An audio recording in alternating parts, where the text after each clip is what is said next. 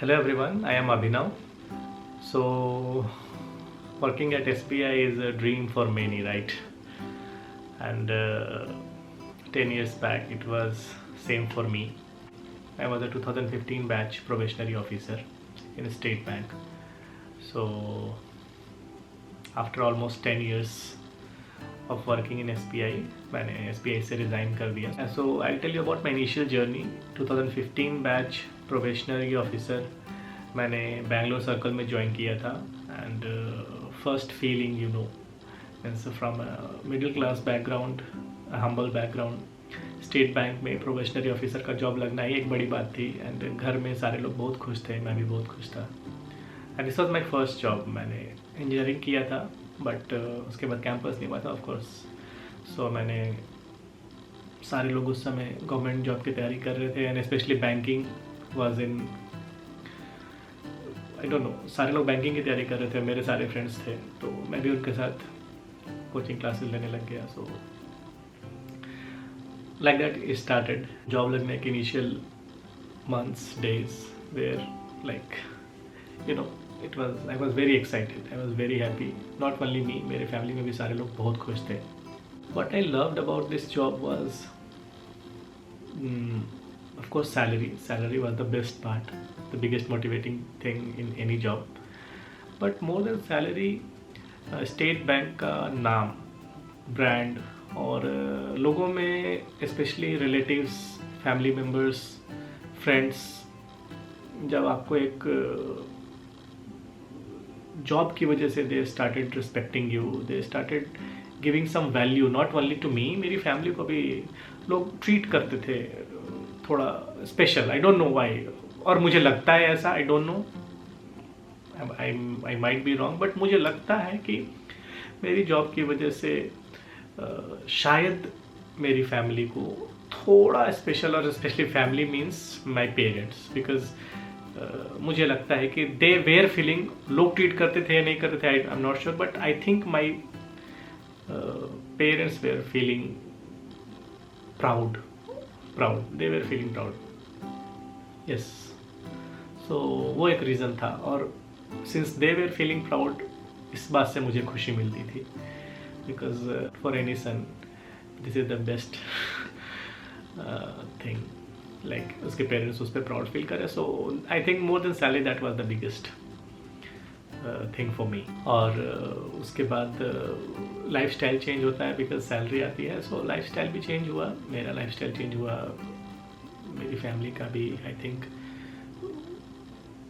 Life style थोड़ा upgrade तो बेशक हुआ, ऐसा तो ऑफकोर्स जॉब की वजह से फैमिली का भी लाइफ स्टाइल अपग्रेड होता है. सो वो भी एक मोटिवेटिंग फैक्टर था इनिशियल डेज में. So for that I am grateful for this job. 10 साल में एक बार भी ऐसा नहीं हुआ कि 25 तारीख को आप सो करके उठे हों और आपको उठने के पहले सैलरी क्रेडिट नहीं हुई. So State Bank was like bang on for that. 25 तारीख को अर्ली मॉर्निंग सैलरी क्रेडिट हो जाती थी. So that was the biggest motivating thing for initial years. But what changed over time, if I'll start discussing this it will take another long videos, but I think probation के बाद, 1-2 साल के बाद, I started feeling कि this is not what I wanted to do. Of course it's not about job being something, this is not I wanted to do with my life. ये मुझे realise होने लग गया 2-3 साल के बाद ही, because I have never seen myself कि मैं खुद को विजुअलाइज कर रहा हूँ कि मैं रिटायर हो रहा हूँ स्टेट बैंक से एंड ऑल दोस थिंग्स. 2-3 साल के बाद ही मुझे लगने लग गया कि शायद ये वो जगह नहीं है जहाँ मैं ज़्यादा लंबा समय तक टिक पाऊँगा. बट ऑफ कोर्स इतना इजी नहीं था मेरे लिए. और कहीं ना कहीं रीज़न, एक रीज़न इसमें से ये भी था कि मैं घर से दूर था. मैं प्रोबेशनरी ऑफिसर था और मैंने ज्वाइन किया था बैंगलोर में, एज आई सेड. सो मैं घर से दूर था. सो कहीं ना कहीं इमोशनली भी मैं बर्नआउट हो रहा था, बिकॉज आप घर से दूर रहते हो. अगर आप फैमिली के साथ रहते हो, काम कर रहे हो, तो आई थिंक वो एक सपोर्ट रहता है, बिकॉज आप घर पे आते हो, और वो आई थिंक दे एब्जॉर्ब, वो आपका जो भी स्ट्रेस होता है फैमिली उसको एब्जॉर्ब कर लेती है। आई थिंक सो, मुझे ऐसा लगता है। बट आप जब घर से दूर होते हो तो फ्रेंड्स के साथ चिल तो करता था मैं, but I don't no, somehow वो वैक्यूम क्रिएट हो रहा था अंदर, मेरे अंदर वो वैक्यूम क्रिएट हो रहा था। एक तो मुझे जॉब में मज़ा नहीं आ रहा था, और धीरे धीरे वो वैक्यूम भी क्रिएट होने लग गया बिकॉज मैं घर से दूर था। और शादी होने के बाद when you get a family, और in my case of course my wife, she is a Filipina, she is from Philippines, so वो भी एक फैक्टर था कि मुझे बैंकिंग जॉब में 3 से 5 साल के बाद वो आपको कहीं भी ट्रांसफ़र कर सकते हैं, सेम स्टेट में भी they can transfer any district, वो किसी भी small like rural semi urban place में भी आपको ट्रांसफ़र कर सकते हैं। तो मेरे लिए वो एक रिस्ट्रिक्शन था बिकॉज माई वाइफ वो हर जगह जाके एडजस्ट करने में उसको परेशानी होती थी। और जब मेरी बेटी हुई इट वाज लाइक कि हर 3 साल 5 साल के बाद मेरे लिए practically I have started thinking कि मैं कब तक ऐसा करता रहूँगा, राइट। मुझे स्टेबिलिटी तो पूरी लाइफ मिल ही नहीं पाएगी, मैं घूमता ही रहूँगा इधर से उधर। मैंने कब फाइनली डिसाइड किया that I have to leave, so I can say almost 3-3.5 साल पहले मेरे साथ कुछ ऐसा हुआ, जबकि मैं दिवाली की छुट्टी में घर आया था एंड आई हैव थॉट कि नो, मैं तो वापस जाऊंगा ही नहीं, like I not go. But मैंने सोच लिया था कि नहीं, अब तो मुझे निकलना है यहाँ से।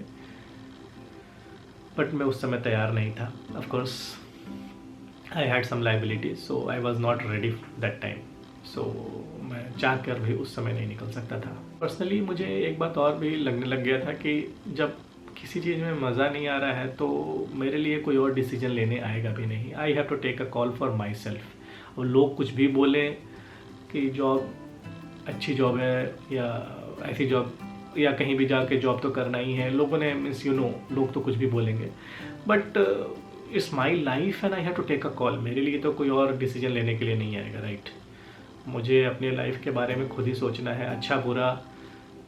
आई have to take a call, I have to take ownership, I have means, so मुझे डिसीजन लेना था and I have taken that. So 15 March 2025 was my last working day in State bank.